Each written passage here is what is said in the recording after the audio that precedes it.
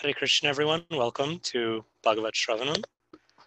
I know some folks are coming in from other Zoom calls and Facebook Live. I know Radhanath Swami was just on Facebook Live, so perhaps some folks will be joining us a little bit later. We'll give just a minute or two for everyone to get settled, and then we'll begin with our Mangalacharna and get into the discussion. So thank you all so much for being here. If it's possible to put your cameras on, we'd love for you to do that. It just helps us to foster a sense of community. But we understand that if you're not in a position to do so, that's fine as well. So we'll just give it a minute or two, and then we'll get started.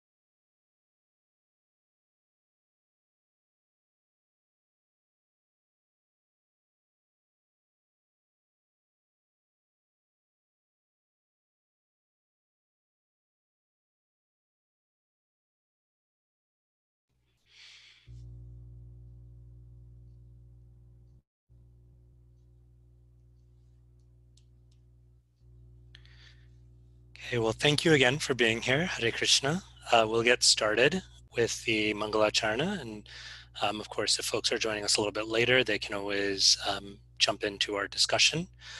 But we'll begin. And I want to encourage everyone, if you are able to and you feel inspired to, although everyone is muted out, to cut down on that sort of lag time disturbance, but within the comfort and safety of your own homes, please do chant along. And if you're not so comfortable chanting or you'd rather just listen, that's fine too. But we'll go ahead and we'll chant the Sanskrit mantras, and then perhaps we can have some folks read out the English translation as well. Om Namo Bhagavate Vasudevaya. Om Namo Bhagavate Vasudevaya. Om Namo Bhagavate Vasudevaya.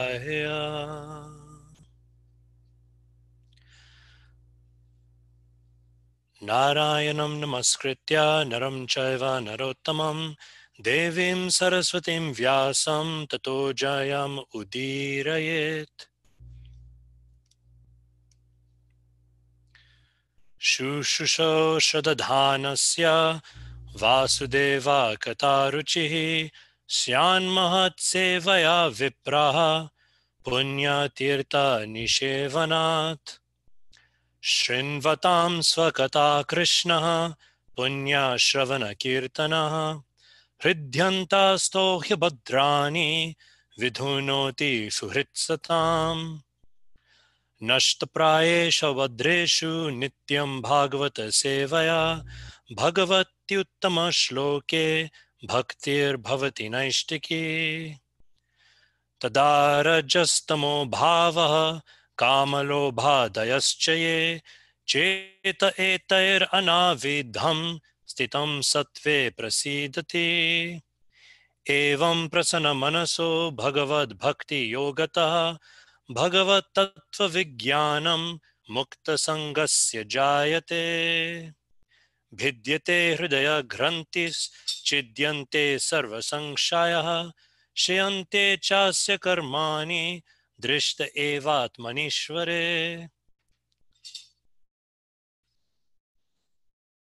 Ajata Paksha Iva Mataram Kagaha Stanyam Yata Vatsataraha Kshud Artaha Priyam Priyeva Vyustitam Vishana Mano Ravindaksha Didrakshate Tvam.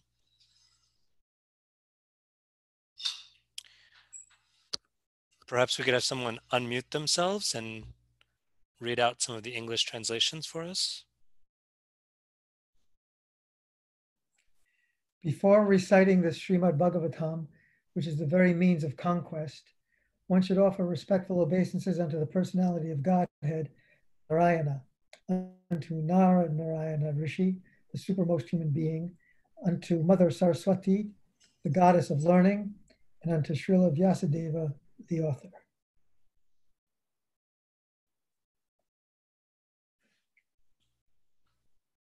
O twice-born sages, by serving those devotees who are completely freed from all vice, great service is done. By such service, one gains affinity for hearing the messages of Vasudeva.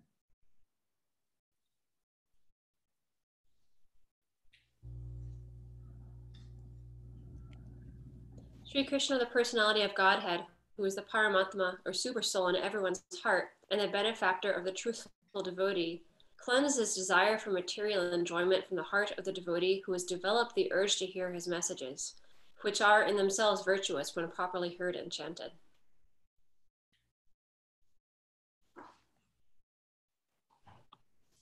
By regular attendance in classes on the Bhagavatam and by rendering of service to the pure devotee, all that is troublesome to the heart is almost completely destroyed, and loving service unto the personality of Godhead, who is praised with transcendental songs, is established as an irrevocable fact.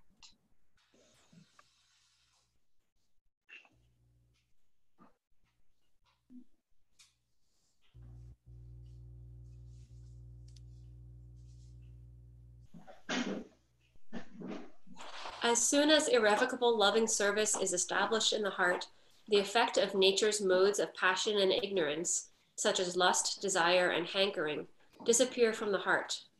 Then the devotee is established in goodness and becomes completely happy.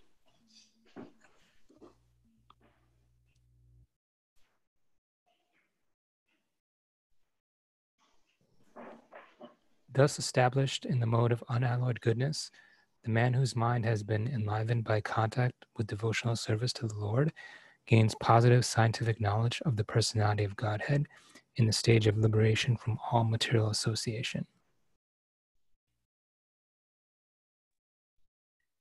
Thus the knot in the heart is pierced, and all misgivings are cut to pieces.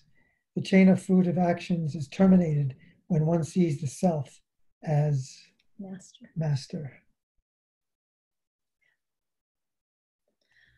O lotus-eyed Lord, as baby birds that have not yet developed their wings always looked for their mother to return and feed them, as small calves tied with ropes await anxiously the time of milking, when they will be allowed to drink the milk of their mothers, or as a morose wife whose husband is away from home, always longs for him to return and satisfy her in all respects, I always yearn for the opportunity to render direct service unto you. Beautiful. Thank you all so much. Om Gyantimirandasya Gyananjana Shlakaya Chakshurunmiltam Jena Tasmai Shri Gurave Namaha. Nama Om Vishnupadaya Krishna Prasaya Bhutale Shrimate Radhanath Swaminiti Namine. Nama Om Vishnupadaya Krishna Prasaya Bhutale Shrimate Bhaktivedanta Swaminiti Namine. Namaste Saraswati Deve Gauravani Pracharine Nirvishesha Shunyavadi Paschatya Deshatarine. Vanchakalpatrubhyascha kripa sindhubhya eva cha patitanam pavanebhyo vaishnavebhyo namo namaha. Jai Shri Krishna Chaitanya Prabhu Nityananda Shri Dvaita Gadadhar Shri Vasadi Gaur Bhaktivinoda. Hare Krishna Krishna Krishna Hare Hare, Hare Rama Rama Rama Hare Hare.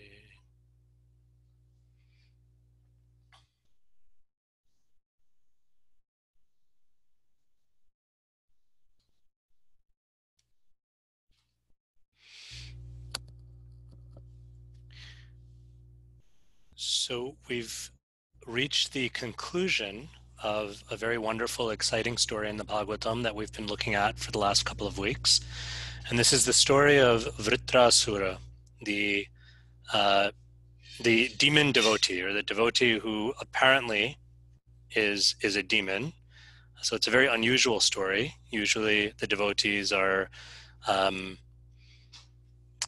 demigods or great personalities, sages, rishis, but here we have one of the things that makes this story so powerful and so endearing is, at least externally speaking, Vritrasura appears to be a demon.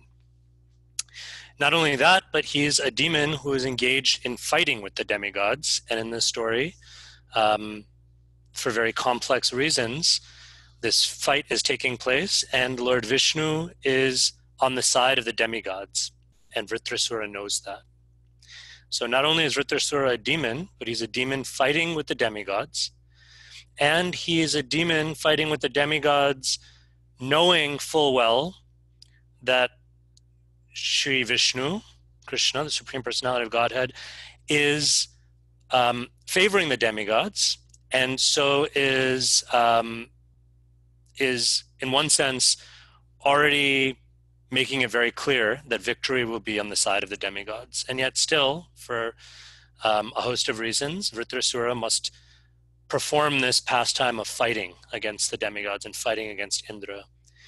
And so we studied, last week we discussed the beautiful prayers that Vritrasura offers us, some of the most powerful, heartfelt prayers in the whole of the Bhagavatam. If we think about the Bhagavatam as, in one sense, a collection of prayers, sometimes people talk about the Bhagavatam as being stories punctuated by prayers, but we can also look at it as a bunch of prayers kind of strung together in the form of stories, or punctuated by stories, because there's so many prayers in the Bhagavatam. Practically speaking, the Bhagavatam is like one long prayer being offered to Uttama Shloka, to Krishna, who is the one who is praised in the most wonderful ways. But even among all of those prayers in the Bhagavatam, still the particular prayers of Vritrasura are often singled out as being so powerfully embodying the mood of pure bhakti. So quite wonderful, and we recited one of them today, and I think we discussed that last week. So this week, what we'd like to do is we'd like to bring the discussion to a conclusion by looking at the chapter in the 6th canto of the Bhagavatam that tells us the story of Vritrasura's glorious departure. Not just his glorious departure, but his glorious instructions that he gives to Indra before his departure. So we'll go through that chapter, and rather than focusing on the departure part, which is also a wonderful aspect of this, I want to focus a little bit more on the instructions that he gives to Indra, and what they have to offer us. So in the interest of time, rather than go verse by verse, what I'd like to do is I'd like to just offer a bit of a summary of the chapter, and I can go ahead and share the screen as well. So if you'd like to follow along. I hope everyone can see this okay. Give me a thumbs up if the screen is visible to you, and yeah, wonderful, okay. So again, this is if you want to follow along, but we won't be reciting the verses, but let's just try to get a sense before we dive into a couple of key verses for the rest of our time. Let's try to get a sense of the chapter as a whole.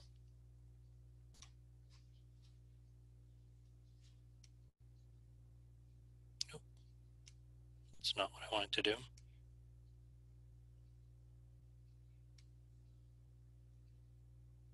Okay. So the chapter begins with Vritrasura having made these wonderful prayers in the 11th chapter that brought the 11th chapter to a conclusion.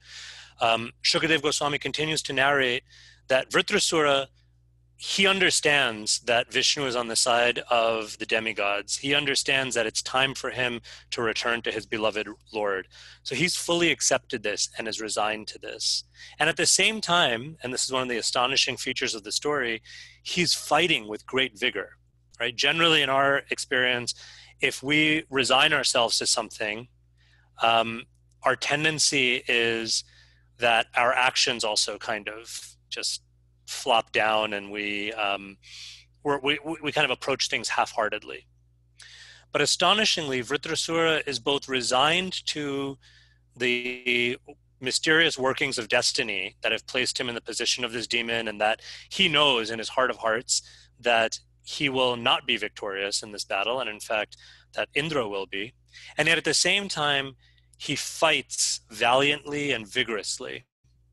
And so fighting in that way, roaring and exclaiming, he has this brilliant fight with Indra.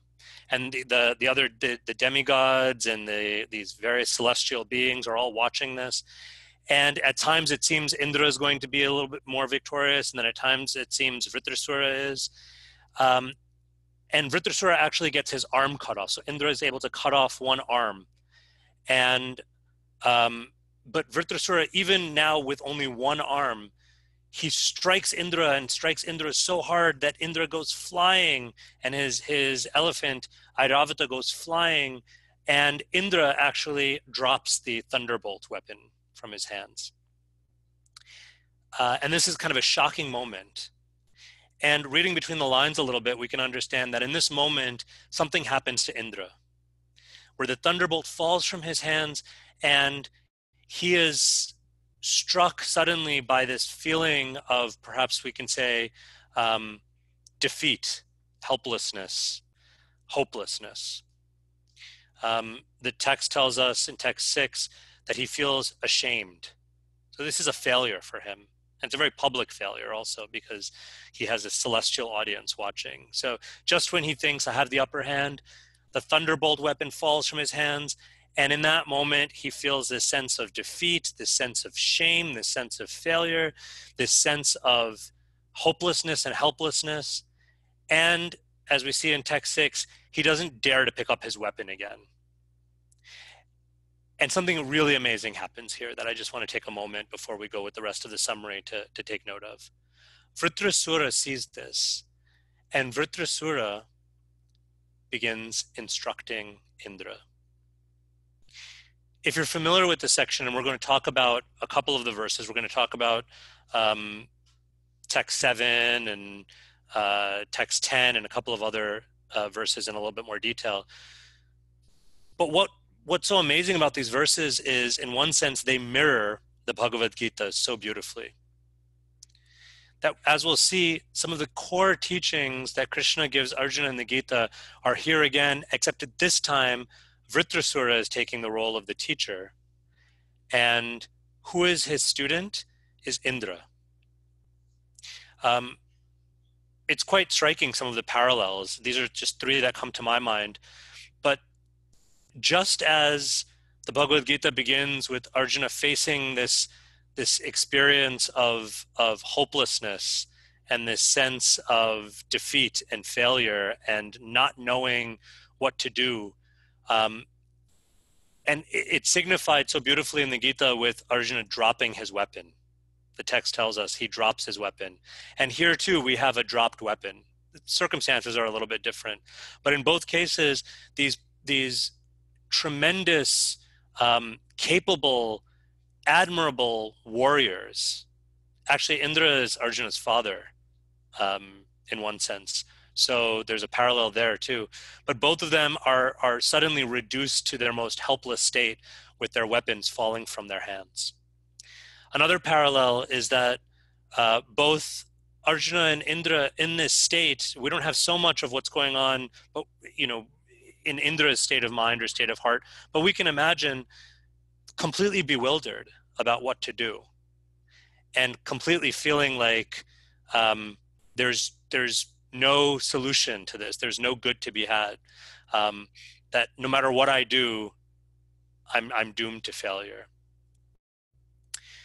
And finally, and perhaps most strikingly, in both cases, there's their help, their guidance comes from, in one sense, seemingly unlikely sources. In the Gita, of course, it's Krishna, who Arjuna knows is his dearmost well-wishing friend, and in one sense, Arjuna knows that Krishna is the supreme, the divine himself. But still, Krishna is playing the role of his charioteer. And as a charioteer, very unexpectedly, the roles shift, and Krishna ends up becoming this guru that Arjuna accepts.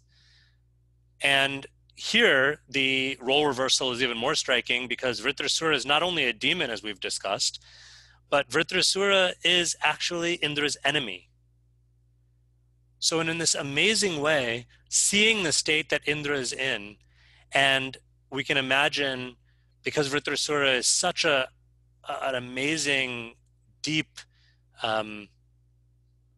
realized Vaishnava, he sees that what Indra, the despair that Indra is facing, and he speaks these beautiful, beautiful words that are in this chapter of, as text 6 tells us, as encouragement, as affirmation, and as enlightening instruction. And he actually tells, amazingly, he tells Indra, take up your thunderbolt and kill your enemy. Who is his enemy? It's Vritrasura himself. So he says, take up your thunderbolt and kill your enemy. This is not the time to lament your fate. Very, very similar to the mood of Krishna speaking to Arjuna in that first and second chapter of the Gita. And Vritrasura gives so much instruction to Indra, how we should understand our situation being in the material world of constant dualities, how we should be undisturbed by notions of victory or defeat, happiness and distress, and how we should remain focused on our service, on our dharma. And we'll look at some of these verses in more details. But Vritrasura goes on and teaches Indra that we are all, in one sense, controlled by higher powers. Whether we think of those higher powers as the power of fate or destiny, the power of time, the power of our own karma, the power of the three gunas, the three energetic states that define and that predominate over material nature, or whether ultimately in a devotional understanding, we are ultimately all controlled by the Supreme Personality of Godhead himself, that he is in fact the one who gives and who takes. He is the one that blesses us and smiles upon us, and he is also the one that sends to us challenges. He's also the one that apparently chastises or punishes us for our own rectification and for our own education. And so just as we should not be disturbed with the comings and goings of the things in this world, the happiness and distress of this world, in the same way, we should not be anxious in terms of victory and defeat, but rather we should take it as an opportunity to take deeper and deeper shelter of the Supreme. And Vritrasura is so in such a mood of humility and of acceptance and of detachment. Vritrasura gives his own example. He tells Arjuna, oh, my enemy. Oh, Indra, who appears to be my enemy, just look at me. I have already been defeated. My weapon, my arm have been cut to pieces. You have overwhelmed me, but still I'm trying my best to fight. So you too should fight. It's such a beautiful kind of sentiment. Although they're apparently enemies, Vritrasura is giving this good instruction to Indra. And he gives so much good instruction to Indra that Indra is actually convinced, and Indra's mood of helplessness and moroseness is transformed into this wonder and amazement at this personality of Vritrasura. That, as the Bhagavatam explains and as Srila Prabhupada explains in his purports, that Indra realizes that he had misjudged Vritrasura, that Vritrasura actually must be a great devotee. Just as Prahlad and Bali Maharaj are great devotees, although apparently appearing in the form or the external trappings of asuras. So like that, Vritrasura is also such an amazing devotee. And so in this way, Indra becomes enlivened and continues the fight. And so Vritrasura and Indra continue the fight, and eventually, I'm cutting a long story short here, but eventually after this great, exciting, dramatic battle, Indra completely cuts down Vritrasura, cuts both of his arms, actually enters into him, it's kind of gruesome, and from the inside out kind of tears him apart. And although Indra, it's explained, Indra actually, in one sense, he's defeated. Vishwanath Chakravarti Thakur, one of the great acharyas, explains that Indra actually dies. So Indra, in one sense, is actually defeated by Vritrasura, but because he's protected by the Narayan Kavacha, which a couple of chapters before this, there's a story of how Indra receives the Narayan Kavacha, the armor of Narayan.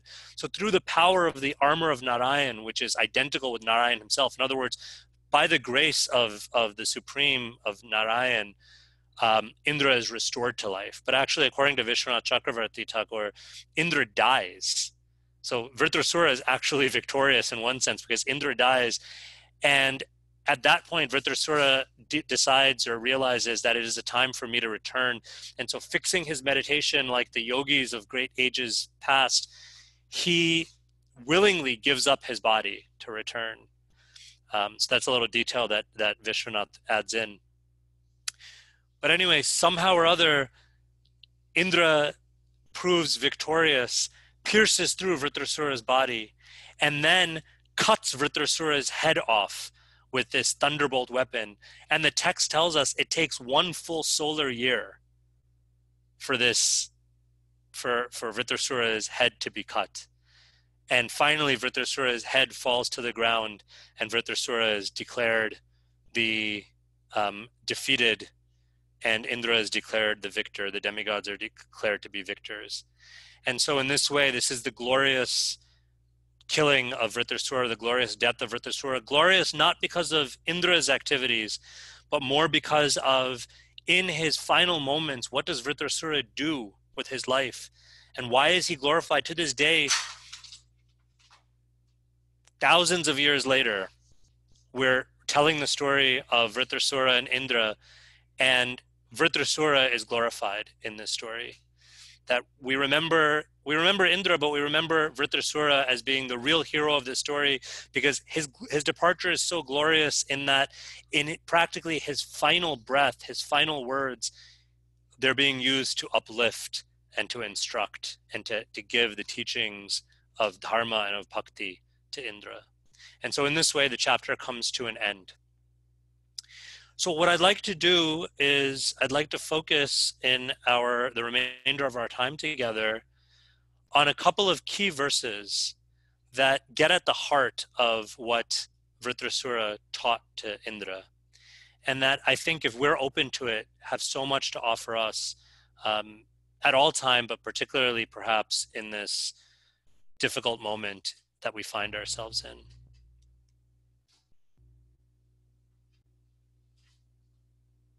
So first I want to just look at text 7.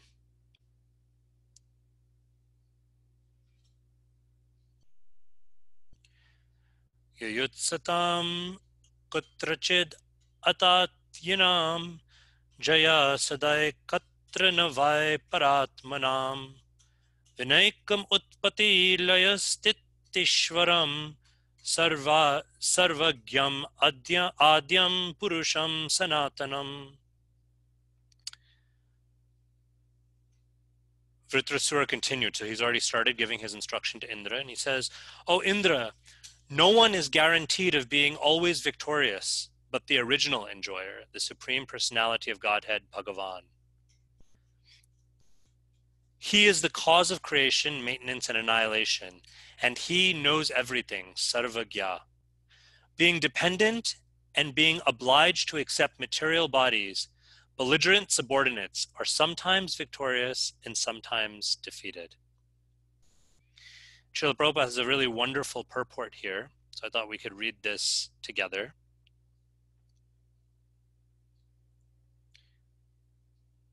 We'll start off, actually, if we can start off, we'll start off here with Prakrite Kriyamanani. Would someone like to read this for us? If you can just read the verse and then the translation or that next paragraph. Prakrite kriyamanani gune karmani sarvasha ahankara vimuddhatama kartahamiti manyate. The bewildered spirit soul, under the influence of the three moods of material nature, thinks herself the doer of activities that are actually carried out by nature. The living entities work only under the direction of the Supreme Lord. The Lord gives orders to material nature, and she arranges facilities for the living entities. The living entities are not independent, although they foolishly think themselves the doers. Karta. If someone go on. Hey, Tulsi Rani ji, can you read the next paragraph?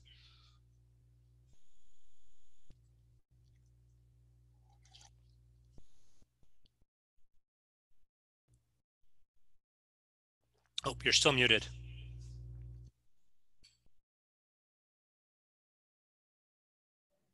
Sorry. Victory is always with the Supreme Personality of Godhead. As for the subordinate living entities, they fight under the arrangement of the Supreme Personality of Godhead. Victory or defeat is not actually theirs. It is an arrangement by the Lord through the agency of material nature. Pride in victory or moroseness in defeat is useless. One should fully depend on the Supreme Personality of Godhead, who is responsible for the victory and defeat of all living entities. The Lord advises Nityam Kuru Karmatvam Karma Jayo Hya Karmana. Perform your prescribed duty, for action is better than inaction. The living entity is ordered to act according to his position. Victory or defeat depends on the Supreme Lord. Karman evadhi karaste ma phaleshu kadachana. You have a right to perform your prescribed duty, but you are not entitled to the fruits of actions. You must act sincerely according to his position. Victory or defeat depends on the Lord. Beautiful, thank you. Then, can someone read the next paragraph? Yadanathji, can you read that? Vritrasura encouraged Indra, saying, "Don't be morose because of my victory. There's no need to stop fighting. Instead, you should go on with your duty. When Krishna desires, you'll certainly be victorious." This verse is very instructive for sincere workers in the Krishna consciousness movement. We should not be jubilant, in victory or morose in defeat. We should make a sincere effort to implement the will of Krishna or Sri Chaitanya Mahaprabhu, and we should not be concerned with victory and defeat. Our only duty is to work sincerely so that our activities may be recognized by Krishna. Thank you. Okay, so there's a couple of things going on in this verse and in this purport. And so let's unpack this a little bit. So first we have this beautiful Gita verse, Prakrite Kriyamanani Gunai Karmani Sarvahasha. That everything is happening by the arrangement or under the influence of Prakriti. And Prakriti is it's constituted of three states of energy, three archetypes of quality, the three gunas, sattva, rajas, and tamas. And so one who's actually wise, they understand that everything that is happening, everything that's happening to me, everything that's happening with others, everything around me, everything practically speaking in Prakriti is a kind of an arrangement of or combinations and permutations of these three states of energy, these three gunas, right? Just like in one sense, we can think of there's an infinite variety of colors and hues. But in another way, there are really three. There's the three primary colors, right? What are the three primary colors? Red, blue, and yellow. Red, blue, and yellow. And just through the combination of red, blue, and yellow in different, to different degrees, when you have a little bit more red in this way and a little bit more, there's practically speaking an infinite number. I don't know if anyone has ever been able to quantify, and as soon as they do, Crayola will come out with a new shade, a new color, right? So practically speaking, there's infinite variety, but in another sense, everything can be understood as being a kind of a play between these three colors. And so one who's truly wise, they're able to see that everything, the kind of like overwhelming, even bewildering sort of variety of experiences, of situations, of circumstances, in one sense is nothing but the play of these three states of energy, these three qualities or modes of Prakriti, of material nature. That takes some wisdom, that takes some maturity. There's another verse a little bit later in the Gita. I don't remember the Sanskrit for it, but this is towards the end. Perhaps someone on the call knows this verse. Towards the end of the 14th chapter, where Krishna describes that the truly wise, one who is a truly accomplished yogi, sees everything and thinks to themselves that this is nothing but the gunas in action. All around me are the gunas working. So it's a similar kind of idea. That's seeing through the eyes of wisdom. That's seeing through the eyes of spirituality and ultimately through the eyes of Krishna consciousness. One who doesn't do that, what does this verse tell us? Ahankar vimudhatma. One who is under the influence of ahankara or false ego, a sense of this false sense of self, this inflated sense of self. Vimudhatma is excessively foolish, is an excessive ignorance, is extremely ignorant. And so what do they think? Iti manyate kartaham, that I am the doer, that everything rests on me. Throughout so much of the Gita, and here we see Vritrasura teaching the same thing to Indra, the shift that needs to happen is the shift from thinking everything is happening because of me, everything rests on me, to understanding that I am a small piece of a much greater whole. Even before we get to the part, ultimately, in bhakti, the understanding is I am a small piece that is in the hands of Krishna. But even before we get there, even from a more sort of general spiritual or Vedantic standpoint, just that understanding that I am a small part of something vastly greater than I am is such a game changer.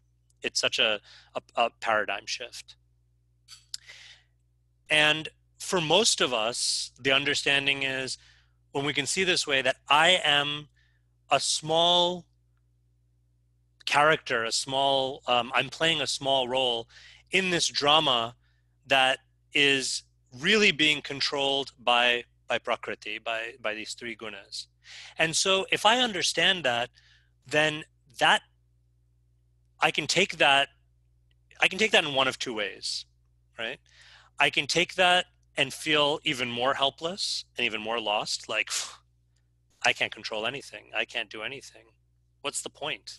I'm just going to be shuffled around from here to there. I'm going to be kicked around by the forces of material nature. I'm going to be, right? What's the point? It's all hopeless. But there's also a second possibility, and this is a possibility that the Gita offers us. This is the possibility that Vritrasura's teachings in the Bhagavatam offer us. And that second possibility is I don't need to carry the burden of being the doer. I don't need to carry around the weight and the expectations of ultimate victory and defeat. I can't control those things anyway. But what I can do is, in this moment, I can step forward and act.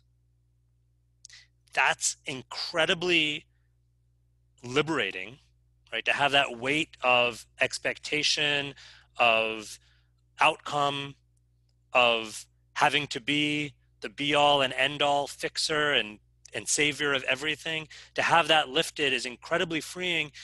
And also, in that freedom, we can step forward and be empowered to act. I'd like to, if it's okay, I'd like to lean in a little bit towards thinking about how this might apply to the moment in history that we find ourselves in.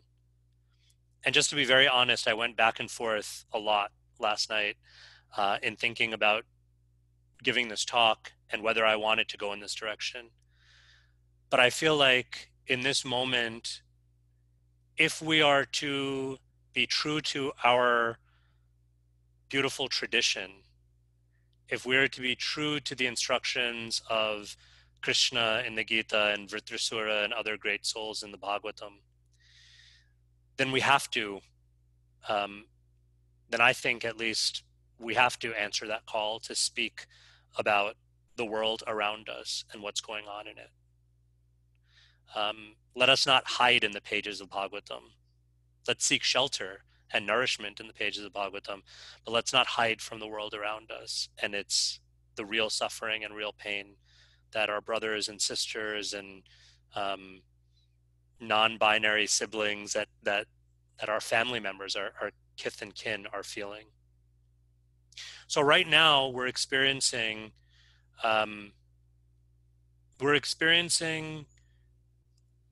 in some ways, at least in our lifetimes, an unprecedented trajectory of hate, of violence, and of the systematic and systemic targeting of a certain group of people because of the color of their skin. This has historically been the case, but still that doesn't take away how absolutely abhorrent and shocking it is that in the year 2020, this is still the reality of Black people, and particularly Black men, young Black men for the most part, being targeted for extermination, even by those entrusted to the highest duties of care and protection. In Vedic culture, the Kshatriyas defined themselves as being protectors of everyone, right? Even the word Kshatriya comes from this root of one who protects from harm. That is a Kshatriya. And here we see that the people who, and I'm not trying to pick on individuals, there are amazing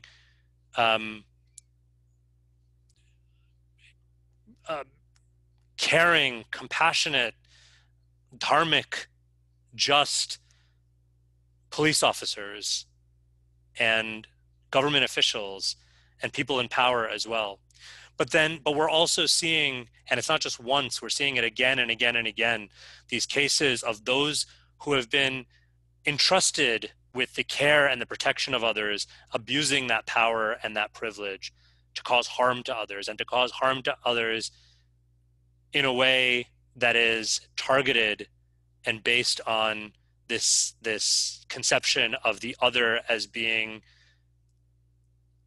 not worthy of the basics, the basic dimensions of human dignity, or what in our tradition we would look at more broadly as even the dignity of all living beings, right? So this is the reality that we're facing, and we may, once we decide we're not going to ignore it anymore, we may face that kind of reality, and we may be tempted to go down that road of thinking, what can I do? It's completely beyond me. It's overwhelming. We're all just helpless. This is a material world. As devotees, we may even kind of start to manifest some of this. We might use some of this language, and we might try to philosophize and say, Tukale Mashashvatam, Krishna calls it out. The material world's a place of suffering anyway. Let's just get the hell out of here and go back home, back to Godhead. And so let me just focus on my spiritual practice, and that's it.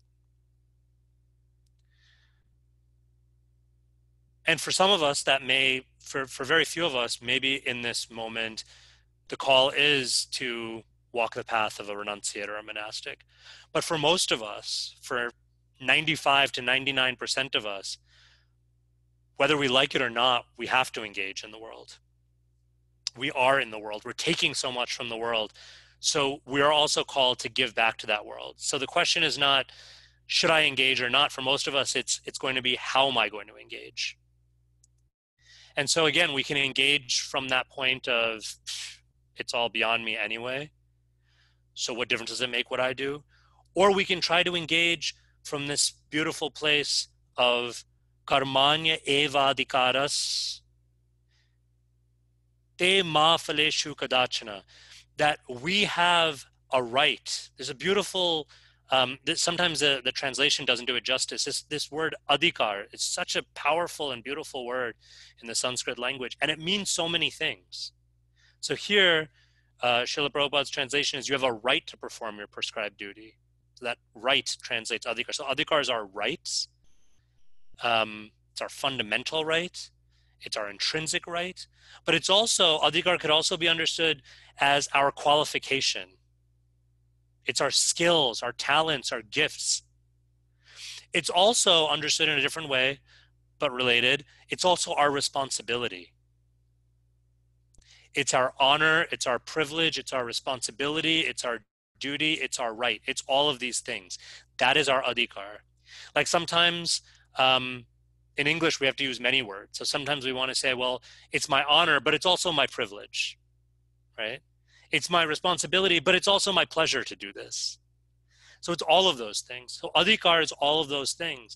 And what does Krishna tell us? He tells us, and Vritrasura is saying something very similar here, that all of that is what makes up our adhikar. And we have an adhikar to act. We have an adhikar to perform our swadharma, our prescribed duty. In fact, that is our adhikar. And when we don't do it, we're not being true to our adhikar. We're not being true to our rights. We're wasting the rights that have been given to us. We're wasting the gifts and talents that have been given to us. And we're shirking the responsibility that has been placed before us. And as devotees of Krishna, we understand when we say responsibilities have been placed before us, that's like, English teachers hate sentences like that, right? Because that's like a passive sentence. So let's use an active sentence. Krishna has placed responsibilities before us. Krishna has placed this moment in time before us. Krishna has given us so many gifts and talents. Krishna has equipped and empowered us. This is our adhikar. When we take it, when we honor all of those things that Krishna is placing before us, and we step forward to act, that is us honoring our adhikar. That is the first part of this verse, this beautiful like sutra almost that Krishna offers us. Karmani evadhikaraste. But then ma phaleshu kadachana. Ma phaleshu. but never the fruits, never the results, never the outcome. Let us never make the mistake of thinking that we are somehow entitled to those results.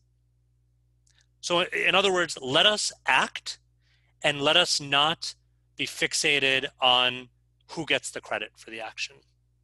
Let us not even be fixated on what that outcome is. So in this moment in time, I can think, okay, I have a responsibility to act.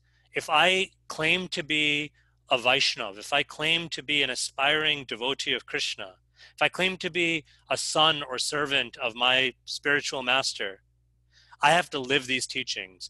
And so part of this teaching is that we are meant to be instruments of compassion and of justice.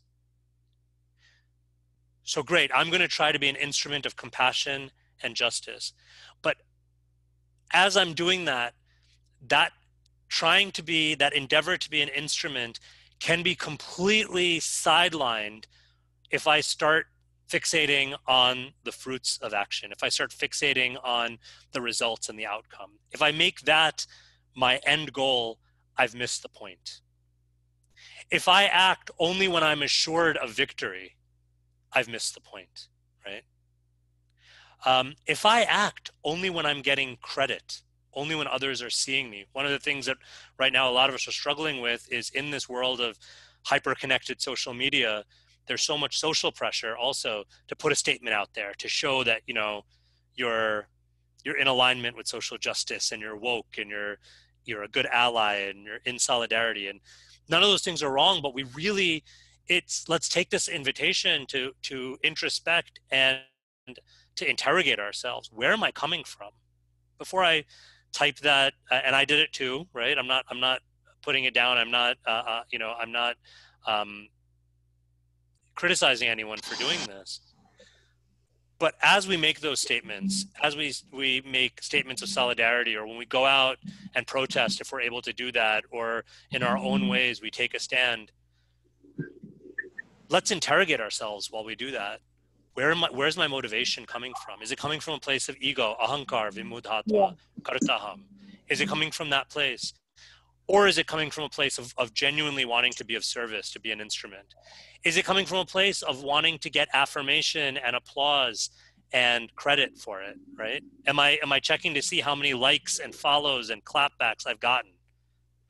Or am I put the statement out there and I put my actions out there and I trust that if it's coming from the right place, it will be received in the way that it's meant to be received, right? That requires a certain amount of detachment. That requires a freedom from this fixation on the dualities of victory and defeat, of being understood and affirmed versus being misunderstood or criticized.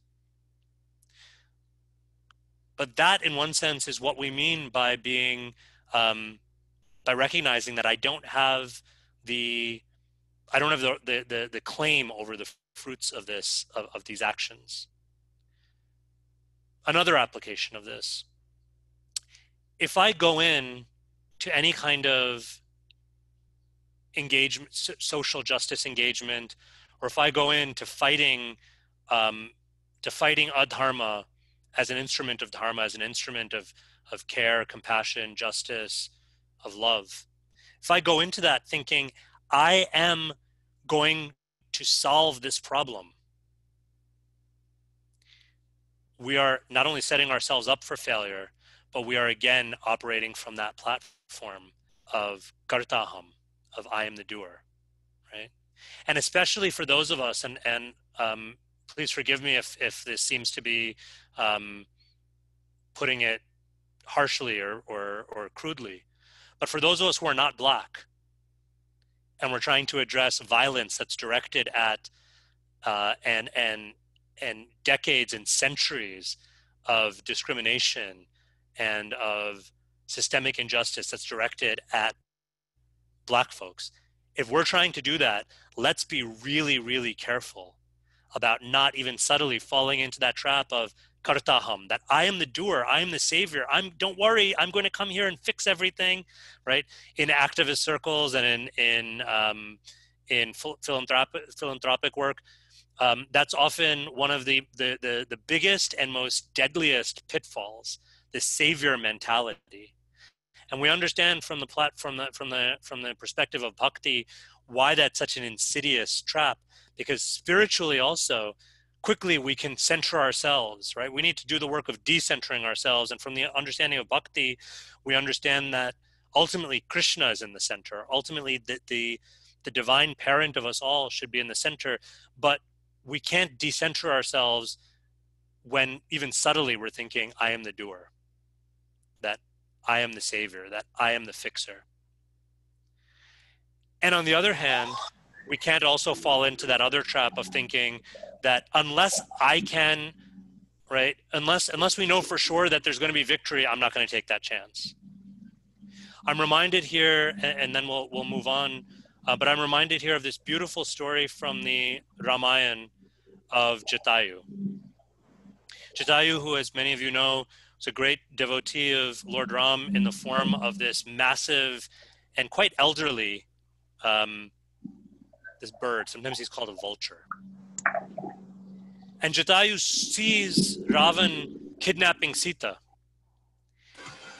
And it's very interesting because the commentators explain that Jatayu, he sees what's going on, and he knows that I'm so old and I'm so physically weak now that I don't stand a chance in battle with Ravana.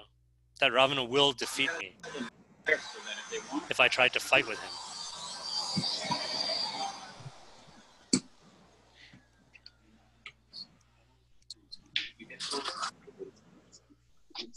I'm having a little hard time. Are you all hearing that? There's a little bit of disturbance. Maybe if everyone could just make sure they're muted out. So Jatayu thinks to himself, yes, Ravana can defeat me. And in fact, I will probably lose my life if I try to engage him in battle. But Jatayu thinks, better I die. Better I die standing up for dharma than to live knowing that I allowed this act of adharma to take place, and I saw it and I did nothing. And to this day, Jatayu is celebrated and honored and considered one of the greatest victors, one of the greatest heroes of the Ramayana. But it's so interesting because in the text, he actually is defeated.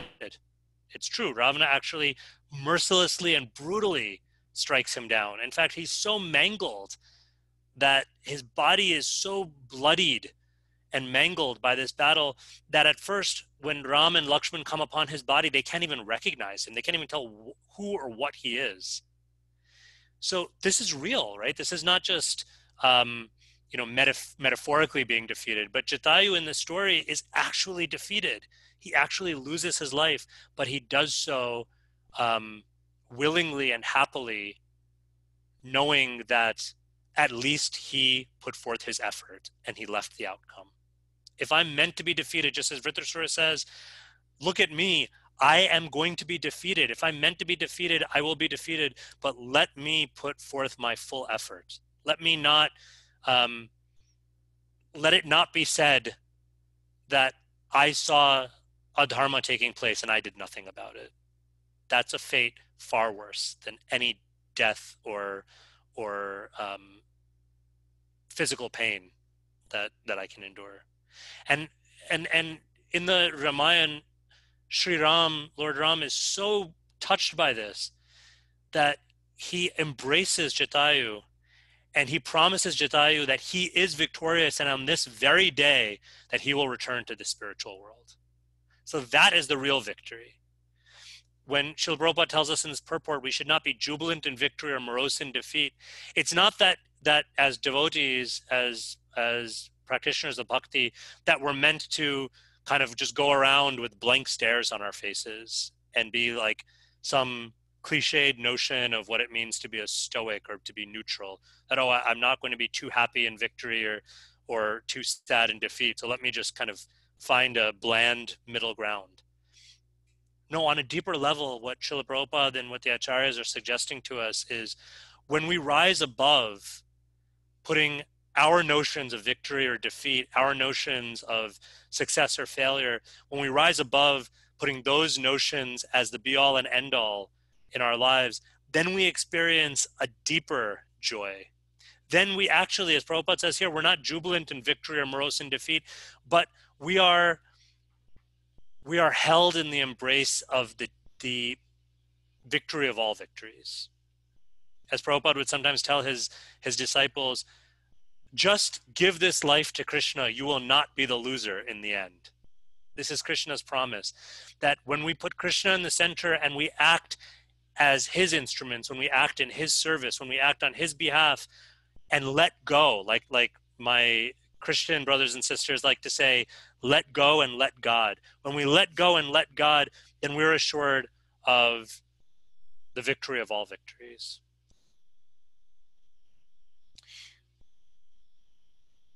As Vritrasura goes on, he gives a deeper insight into why this is, into how we can understand.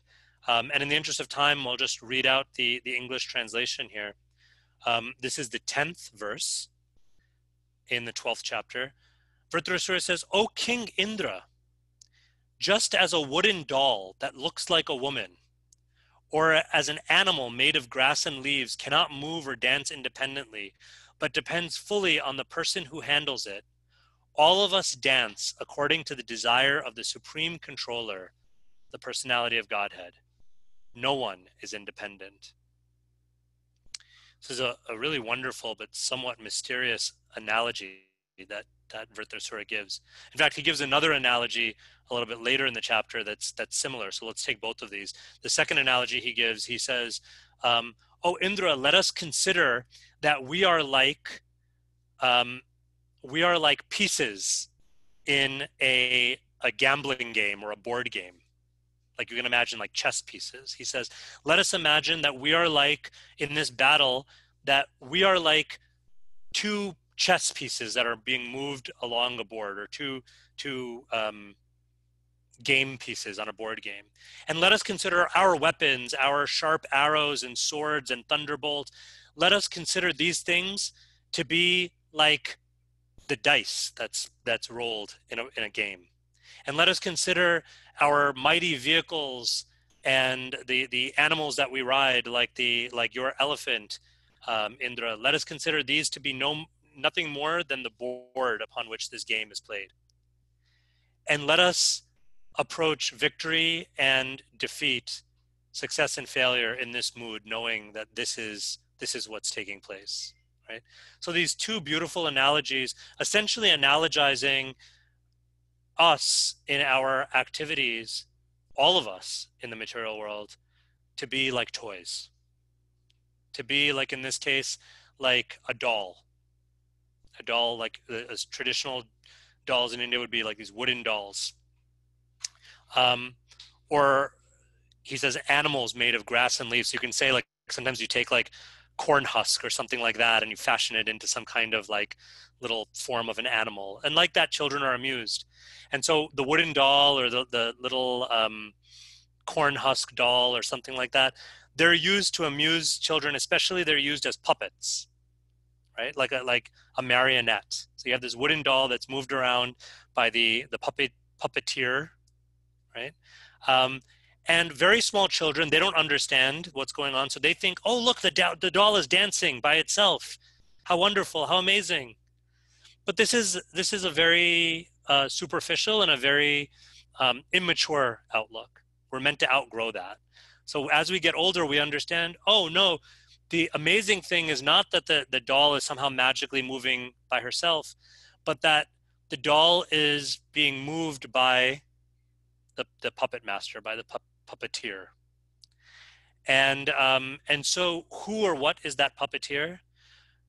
In one sense, if we understand this analogy in the sense of the material world generally, there are three puppeteers, and they are the three gunas, sattva, rajas, and tamas, the three modes. And so by the power of the three modes, just like the strings that move the wooden doll or the puppet, we're being moved, we're all being moved. In the first edition of the Gita that I ever read, that I ever really kind of deeply looked at. It was a copy of the Bhagavad Gita as it is, translated by Srila Prabhupada. But an older edition, and they had these paintings that I haven't really seen since in newer editions. But one of the paintings, some of you may have seen this, it depicts this. It depicts that there are two people, and they're moving in various ways. They're having some kind of argument or something, and but they have these very thin threads that are going up to the sky, and behind some clouds, you see there are these three beautiful young ladies who are holding the. Does anyone know what those are called? The things that the strings connect to. Anyway, I don't know if you know what it's called. You can unmute yourself and tell me. But they're these little, like, kind of, you almost look like handles, and so these three celestial ladies are just kind of controlling and manipulating the strings. And behind them and above them, in this beautiful forest dwelling scene, is Sri Krishna playing his flute. And I remember when I was younger, looking at this painting and just thinking, like, being kind of blown away by it, but also feeling really kind of almost frightened by this thought that, oh, I'm not in control. I think I'm in control, but actually there are these other people, these other forces that are controlling me. And why is Krishna, who's supposed to be so kind and loving, why is he just sitting there playing his flute, letting this happen? So we can take it in this way that that they were being controlled like puppets, and that can make us feel some anxiety or some helplessness. And in fact, without the dimension of bhakti, it's really difficult to understand. A statement like this, a verse like this that Vritrasura is speaking here, it can seem very depressing almost. It seems almost like pessimistic and fatalistic. Like, what? We have no control. We're not independent. We have no control over anything. So we're just like at the whims of these forces, these gunas, arbitrarily. But when we see it through the lens of bhakti, we understand the gunas are just there to teach us the lessons that we need to learn. The gunas are just there under the direction of Krishna to make this material world run in a certain way so that we can act out all of these games and hopefully learn from them and hopefully grow from them and hopefully ultimately come to the level of sattva and even beyond sattva. Come to the level of clarity, of goodness, of happiness and contentment on that deeper level so that we can reconnect with our divine source. And so let's tweak the analogy a little bit, because in the bhakti version of the analogy, who is actually playing with these toys? Right? In Sanskrit, the word for play, one of the words for play is lila. So who's lila? Whose play is this? That we're all little dolls and puppets and chess pieces in? Is Krishna's play. That Krishna is actually the one playing the game. He is the one who is holding on to the toy. And our purpose is to actually be that toy in Krishna's hand. So some of you may already be predicting where this is going. If you know me a little bit, you may know that I'm going to try to draw on a contemporary example of this. So I don't know how many of you have seen the Pixar Toy Story movies, but they are among our favorites in our household. And I have to say, not only are they just beautifully made films, but if you think about it in a sense, there's this kind of core, very, I think, bhakti-oriented message where these toys, who in this case do kind of come to life and move around seemingly on their own, what do they come to realize is their purpose, right? We talk about dharma. What is their dharma, right? Does anyone want to unmute yourself if you're a Toy Story fan, or even if you're not, but you're familiar with the franchise? When you if you can unmute yourself, and what do you think the dharma of the toys? What is Woody's dharma? Part one is Toy Story 1 should be subtitled Woody's Dharma. What do we think? Anyone want to venture a guess?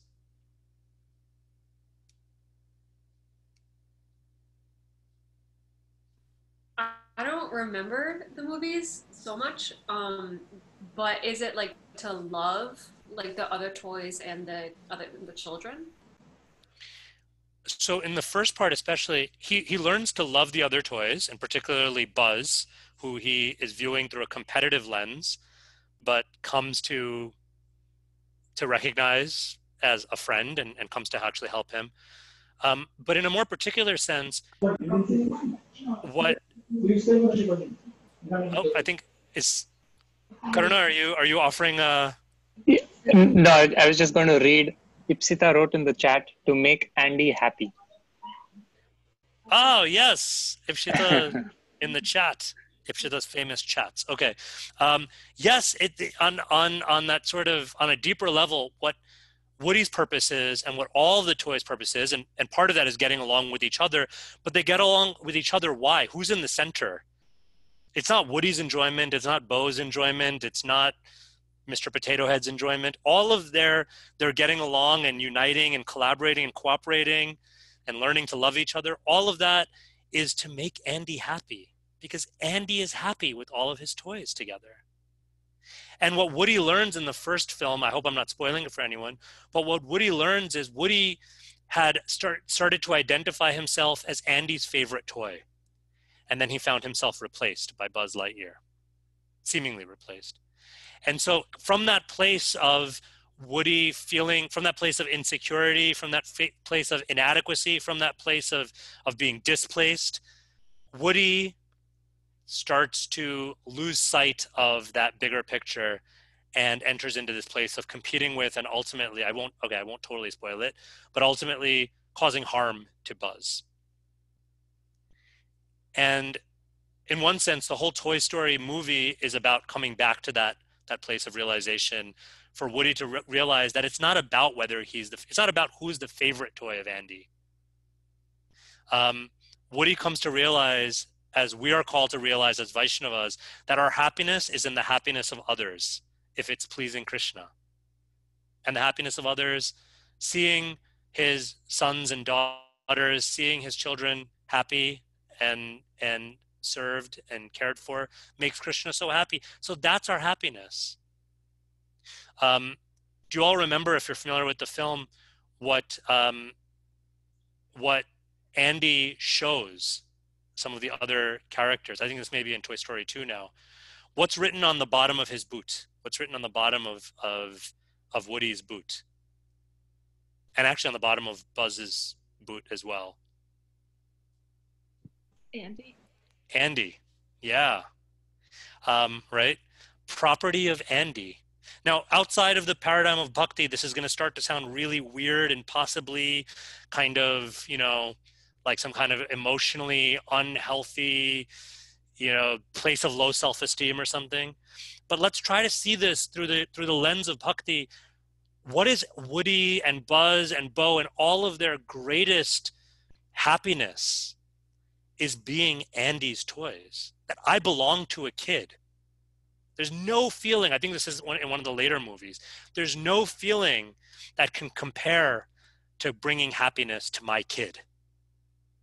Who is our kid? Our kid is this very mischievous, very clever, but exceedingly charmingly, heart-meltingly beautiful little boy in Vrindavan.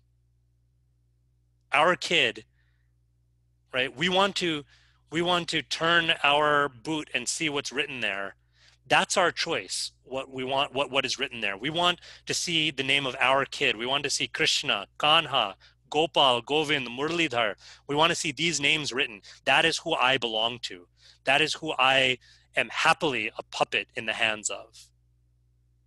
When Srila Prabhupada was journeying to America with practically nothing, with no assurance. Sometimes we tell the story of Prabhupada coming to America and we tell it in a way that almost presupposes that Prabhupada knew this, amazing organization would be founded and that, Krishna consciousness would spread everywhere.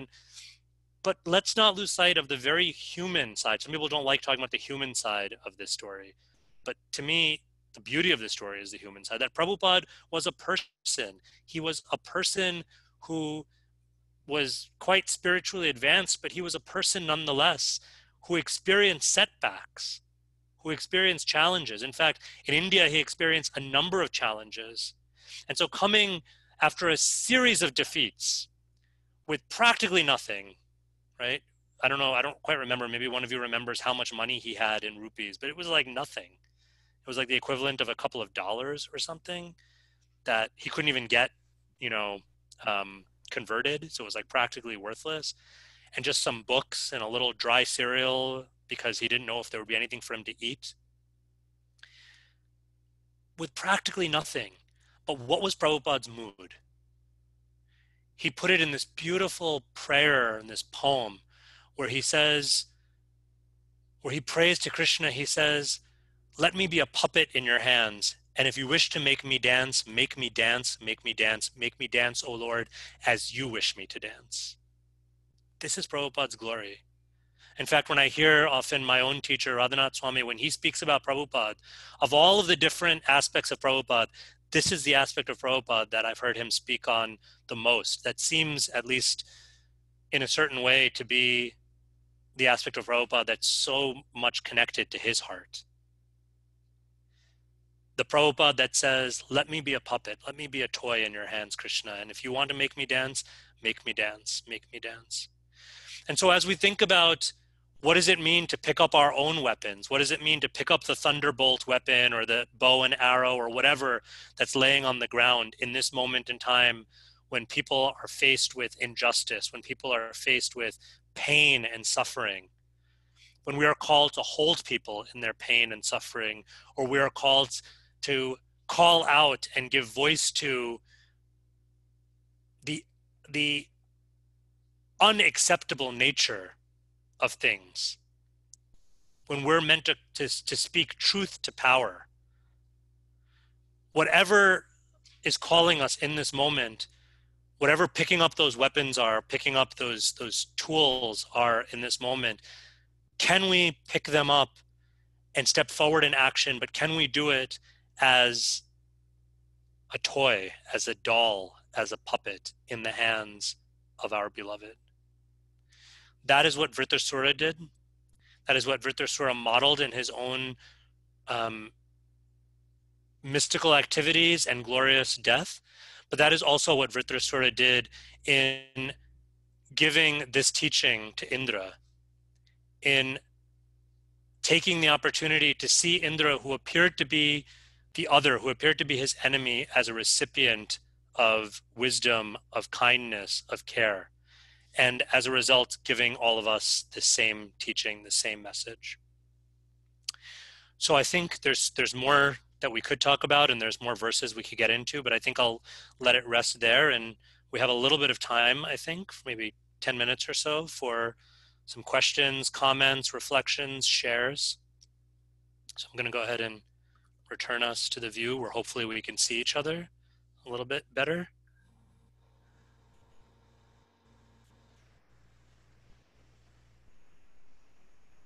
So would anyone like to share? Does anyone have any questions? First of all, I'm so sorry I didn't take anyone's questions yet, but if anyone has any questions, reflections, realizations, corrections. Venkata ji, this is Rasanath. Haribo. Haribo, Rasanath Prabhu, so nice to hear your voice. Great example from Toy Story. I was really taken by that. Fantastic. Great example. Thank you. I had one question. When you were speaking about Karmanyavadhikara today, and you were talking about, sorry, there's some background noise with our baby here.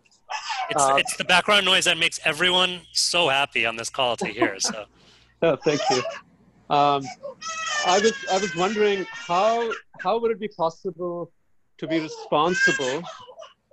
Because when we say we should do it with responsibility, we do have responsibility for the outcome. So in that sense of the term, your responsibility is not divorced from your outcome.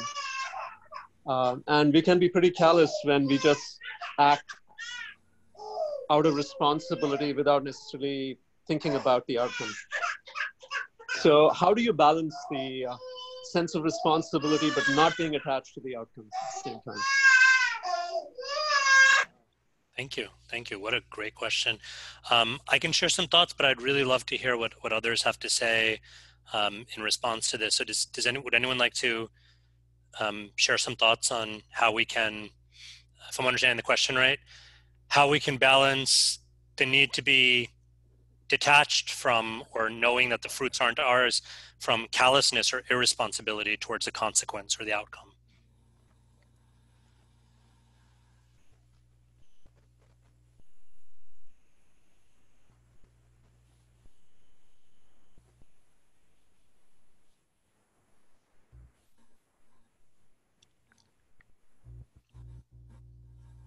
Okay, well, I can share something, but I'm, again, this is all in the spirit of thinking things through and thinking them out loud. So by no means is this the only answer. So Rasanaji, a couple of things come to my mind. One is, I think you're absolutely right. When we talk about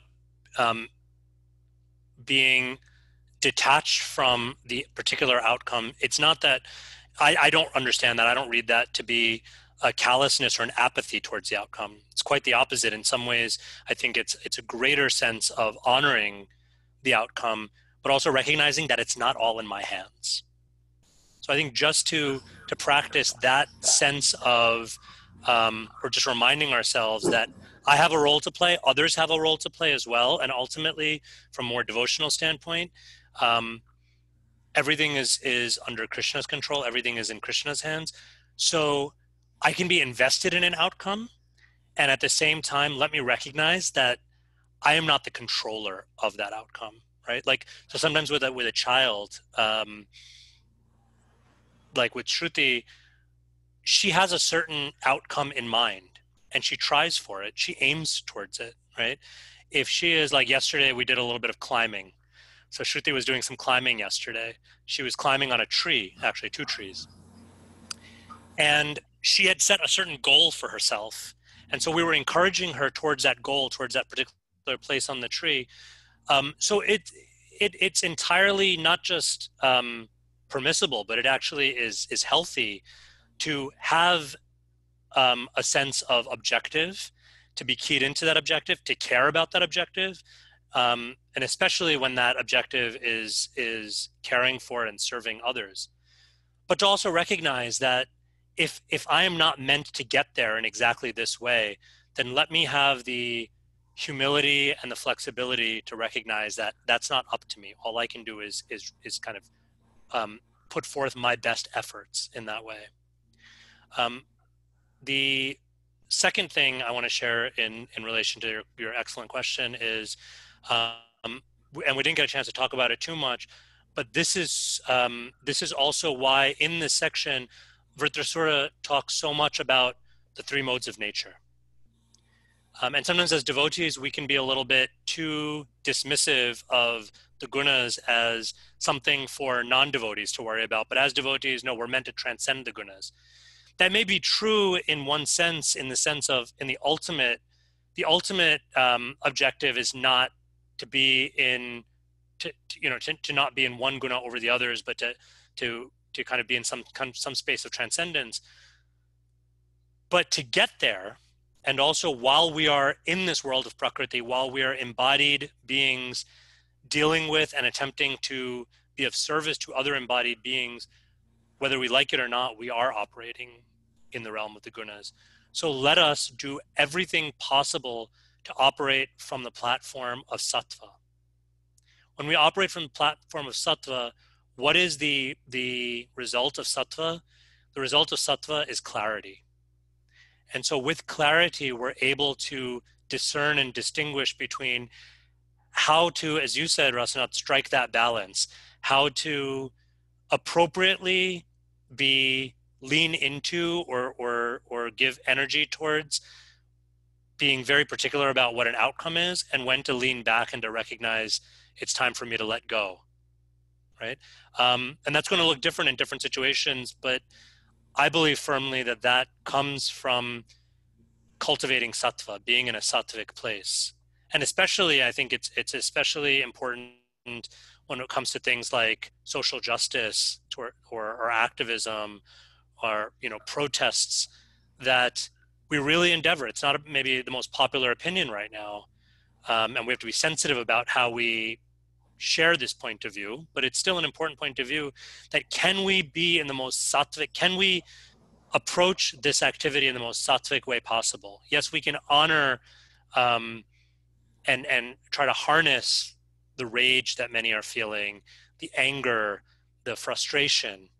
But if we remain in that place, if that's all that we have fueling what we do, it's not going to be sustained. So that rajas, or even worse, that kind of tamasic approach to protest, which can devolve into more violence, or to projecting our own hurt onto others and hurting them, or approaching things in the mood of vengeance rather than justice, right? We can easily get sucked into those more rajasic and tamasic places. But if sattva is guiding us, then we'll be able to, I think, be in a better position to make those really difficult judgment calls and to exercise that discernment. Thank you. Rasanath, would you like to add anything? I know you're also asking the question for everyone else's betterment, but I know you've thought very deeply about this subject too. So please don't be shy about sharing any realizations or reflections you have on this.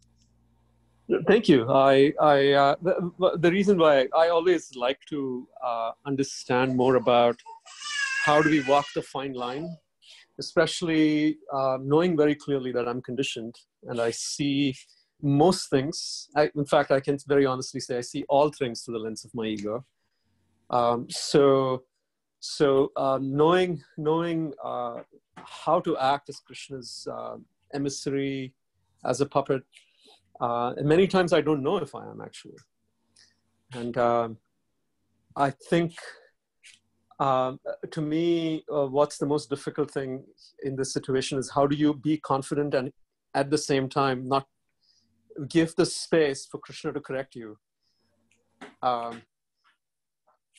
You are deciding to do something, but then also being very open that, well, that may not be exactly what Krishna wants.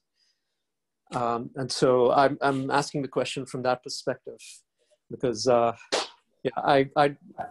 don't hear Krishna speak, and I don't know what Krishna truly wants many times.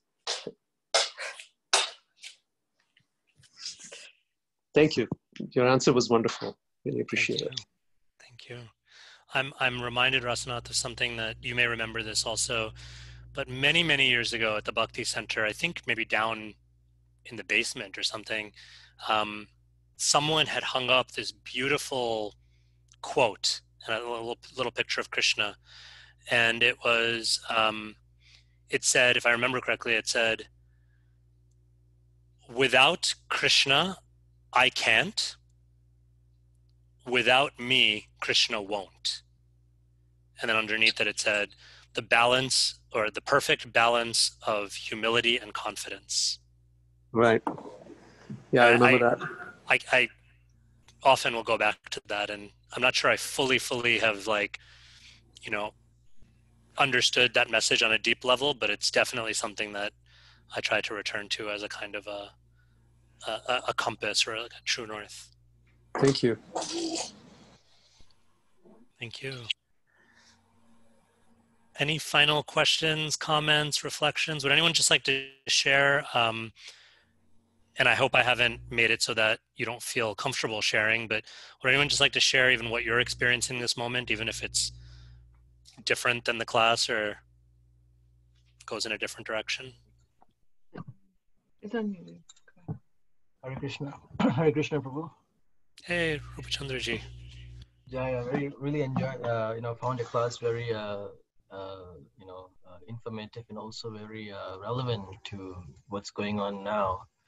So with regards to that, sometimes one of the teachings we get from Srila Prabhupada and the previous acharyas is that don't burden yourself too much with the world's problems, because that is, there's under Krishna's control, that the world has a very competent person in charge.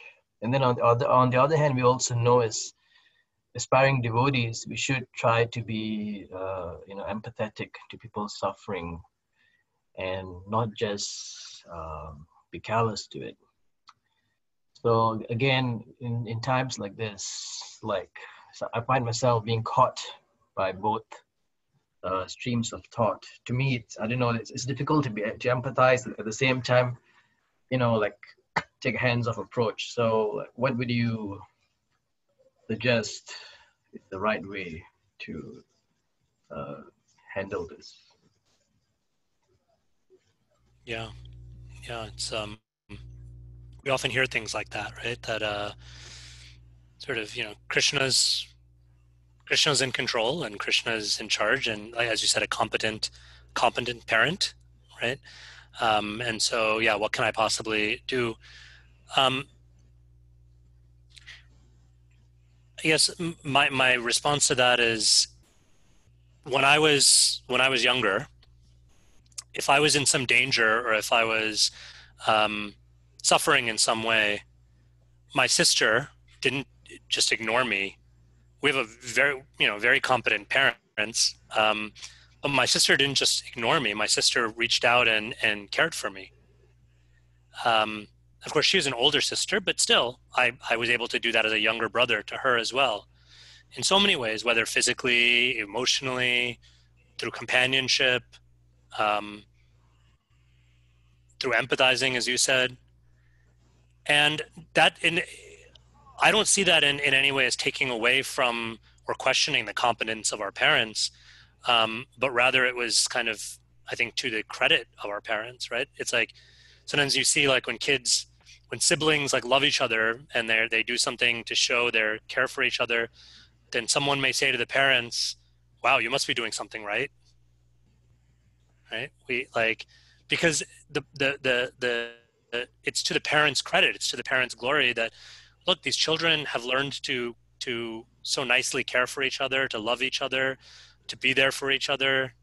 So I don't know. I think we can play around with that analogy a little bit and flip it on its head a little bit, and say, yes, well, if we really trust that Krishna is a competent parent, then let's prove it by showing him and showing everyone how much we can care for our siblings, particularly when they're in moments or they're in times of distress, or our more vulnerable siblings. And in this particular instance, we're talking about, there's a long history of why these particular brothers and sisters are most vulnerable right now. But we can show the glory of our competent parent by expressing our care, by being instruments of care and compassion to our siblings. Thank you. Thank you. I need to meditate on it for a while, but thank you very much for that analogy. You're welcome.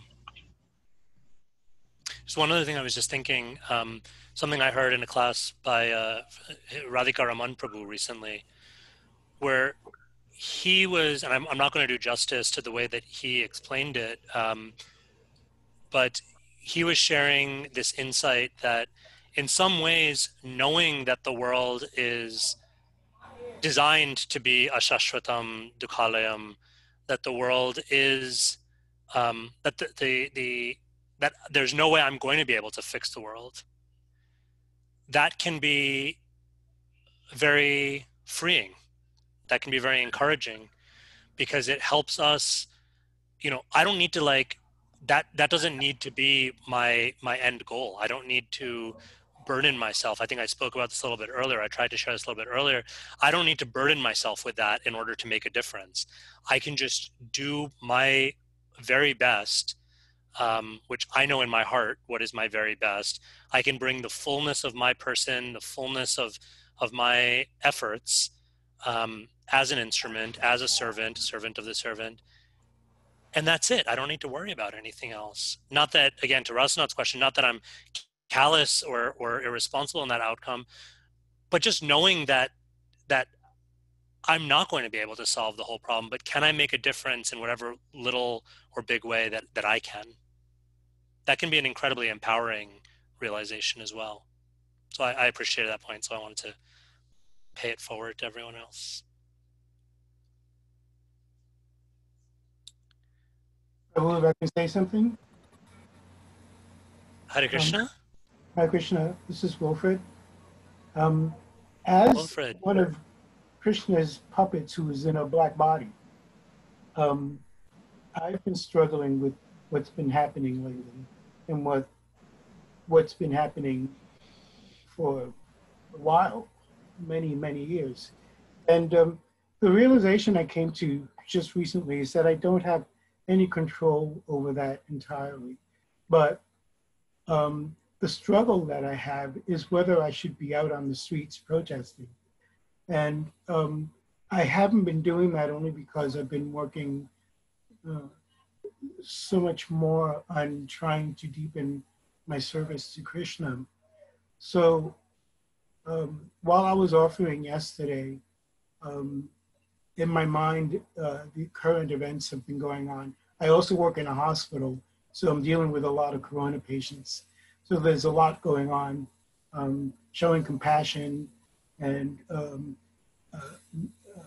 trying to control my anger at the same time, because it is frustrating to see that people who look like me are being killed just simply because of the way we look. And trying to understand that I am not this body. But the struggle is, how do I make other people understand that I am not this body? How do I help them understand that? And I find that I can't do that because they're working on such a superficial level. So what I've have done is to just internalize what these feelings are, or at least connect to these feelings and wonder why it is that Krishna put me in this body. The other day, while I was offering, just yesterday, when I put the plate in front of Krishna, I started to cry. And I cried only because I realized this is such a terrible world. You know, everything that's happening. Yes, there is happiness. I have people who love me. I have people that I love. I have my service. There's Srila Prabhupada that I serve. But, you know, maybe the message for me personally is that maybe it's time for me to leave this world. And I don't want to, in a sense, I don't want to leave without, and this might sound a little selfish, but without leaving a mark in this world.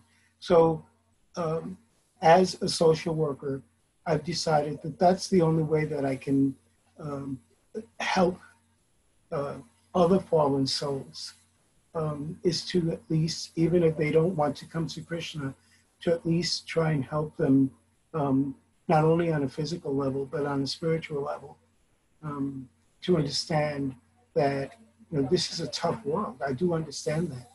And I think once I started thinking that way, that I understand other people's pain. I don't understand necessarily the pain that George Floyd was going through, but I live the menace of that every single day. Once I understand that it's just these people who are living in you know, under the guna of tamas, I try to understand how do I reflect that in my spiritual life. When I'm followed in the store, you know, I am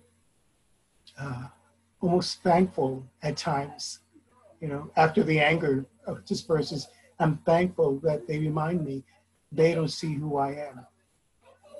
Only Krishna does. So anyway, I just wanted to thank you for bringing up that subject, because it is a topic that I struggle with as a spiritual being and as a person in the material world. Like, do I go out and protest, or do I chant more? I chant more and try to understand more. Anyway, so just thank you very much for bringing up the topic and not ignoring the fact that people are suffering in this world. Thank you. Thank you so much. It's so powerful to hear lived experience and realization, both in terms of the struggle, but also in terms of the gift of realization that comes with it. So I deeply, deeply appreciate that. And yeah, sometimes it's, do I protest or do I chant more? And sometimes it's, do I protest and I chant more?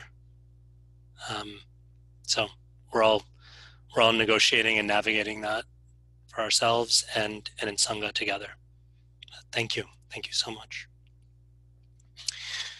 So thank you all so much. I know we got a bit of a late start and we've gone late as well, but just so grateful for your time and your energy and your presence. And I want to encourage us all to, it's not comfortable to sit with this stuff and to think about this stuff. I know for myself it's not. And sometimes that's all the more reason. That's more of the reminder that, as Wilfred reminded us, to be in that place of struggle, to see what Krishna is trying to tell us in that. And so I want to invite everyone for the remainder of the week, or for, you know, however long you'd like to just keep returning to that, and keep reflecting on where we can be and how we can show up as devotees or aspiring devotees of Krishna in this moment. So thank you all so much. Grantaraj Srimad Bhagavatam ki jai, Srila Prabhupada ki jai, Vaishnava Sangha ki jai. Thanks. Take care, everyone.